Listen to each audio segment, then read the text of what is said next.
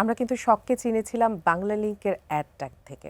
হ্যাঁ, এই বিজ্ঞাপনটা থেকে কিন্তু শখের আসলে আমি যদি বলি টার্নিং পয়েন্ট ছিল। তো হঠাৎ করে মানে বাংলা লিংকের অ্যাড কিন্তু সবার মুখে মুখে যাচ্ছে এবং শখ নাম, শখের হেয়ার স্টাইল সবকিছুই কেমন যেন একটা ব্র্যান্ড তৈরি হয়ে গেল।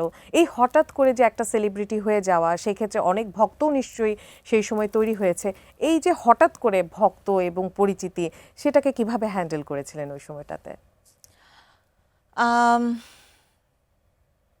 আমাদের সময়টা আসলে একটু ডিফারেন্ট ছিল ওই টাইমটা, এখন একটু ডিফারেন্ট। এখন যেমন খুব সোশ্যাল মিডিয়ার ট্রেন্ড চলছে, ওই সময় আমরা খুব কাছ থেকে লাইক ফেস টু ফেস অনেক অডিয়েন্সকে কানেক্ট করতে পেরেছি। বাট আমি যে বাংলা লিংকের পর আসলে সেলিব্রিটি হয়েছি বা আমি যে পপুলার, ওই জিনিসটা না আমার মধ্যে কখনোই কাজ করেনি। মানে টিল নাও আমি কিন্তু খুবই সিম্পল এন্ড নরমাল। কিন্তু আমরা যখনই যেতাম এটা কিন্তু দেখতাম, দেখতে ভালো লাগতো, দেখতে খুব নিজের কাছেই ভালো লাগতো যে খুব সুন্দর সুন্দর বিলবোর্ডস, পোস্টার্স এন্ড সবাই খুব অ্যাপ্রিশিয়েট করছে, টিচার্সরা থেকে শুরু করে। ভক্তরা জ্বালাতো না? নাম্বার কোনোভাবে নাম্বার কালেক্ট করে তখন কি এটা ছিল না যে নাম্বার, হ্যালো শখ আমি তোর সাথে কথা বলতে চাই, আমি তোকে দেখেছি? না, এরকম কখনো হয়নি। বাট হ্যাঁ, মানে প্রোগ্রামে বা শুটিং যখন আমরা করতাম তখন আসলে যখন অনেক লোকজন থাকতো তখন আসলে একটু কাছে এসে দেখার, তখন আসলে ছবি তোলার ওরকম ট্রেন্ডও ছিল না, কাছে এসে দেখার, একটু অটোগ্রাফ নেওয়ার, একটু কথা বলার, এই জিনিসগুলো ছিল আর কি। আচ্ছা, এরকম কি কোনো ঘটনা কি মনে পড়ে কিনা যে কোনো একটা প্রোগ্রামে বা কোথাও গেলেন, ভক্তরা কোনো কারণে আপনাকে একটু ইতস্তত বোধ করালো বা কোনো রকমের ঝামেলা তৈরি হয়েছে বা কিছু এরকম কি কোনো কিছু মনে আছে কিনা বা এরকম হয়েছিল কিনা? ইতস্তত বোধ হয়নি, কারণ আমি আসলে বলবো আমি আজকে শখ আমার দর্শকের ভালোবাসার জন্যই। ডেফিনেটলি নিজের কাজের থাকে না যে কোয়ালিটিটাও থাকা লাগে, বাট দর্শকের মানে অ্যাকসেপ্টেন্স, এটা কিন্তু অনেক ইম্পর্টেন্ট। উইদাউট অ্যাকসেপ্টেন্স কিন্তু আমি আজকে শখ হতাম না আর কি।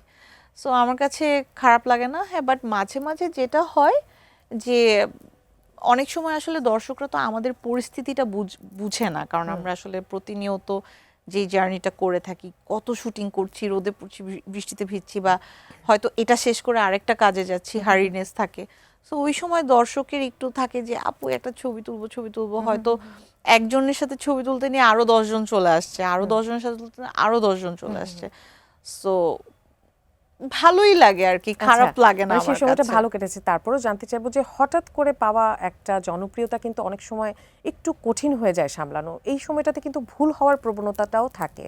তো আপনার কি মনে পড়ে ওই সময়টাতে আপনি কোনো কাজের ক্ষেত্রে বা কোনো ডিসিশন নেওয়ার ক্ষেত্রে কোনো ভুল করেছিলেন যেটা নিয়ে এখন রিগ্রেট ফিল হয় যে না আমার এটা করা উচিত ছিল না? ফার্স্ট অফ অল আমার কোনো কিছু নিয়ে আমি রিগ্রেট ফিল করি না, কারণ আমার কাছে মনে হয় যদি কোনো ভুল হয়েও থাকে, সেটা পার্সোনাল হোক প্রফেশনাল হোক, ওই জিনিসটা আমার দরকার ছিল, যেটা আমাকে সামনে হয়তো কোনো কিছু শিখতে হেল্প করবে। খুব ভালো উত্তর। আমি সবসময় এই জিনিসটা মেনটেন করি। থাকে না যে মানুষ ফেলিয়ার থেকে হেরে যায়, বাট আমি আসলে ফেলিয়ার থেকে নতুন কিছু শিখি, আমি নিজেকে আরো সুন্দরভাবে তৈরি করি যেন ভালো কিছু করা যায়। আর ভুল ডিসিশন কোনো কিছু এরকম আমি ফেস করিনি আমি বলবো, কারণ আমি তো অনেক ছোট থেকে কাজ শুরু করেছি, আমার সব ডিসিশনসগুলোই আসলে আমার পেরেন্টস নিত আর কি কাজের ক্ষেত্রে। সো ওই ক্ষেত্রে আমার মনে হয় না আমার ভুল কোনো কিছু।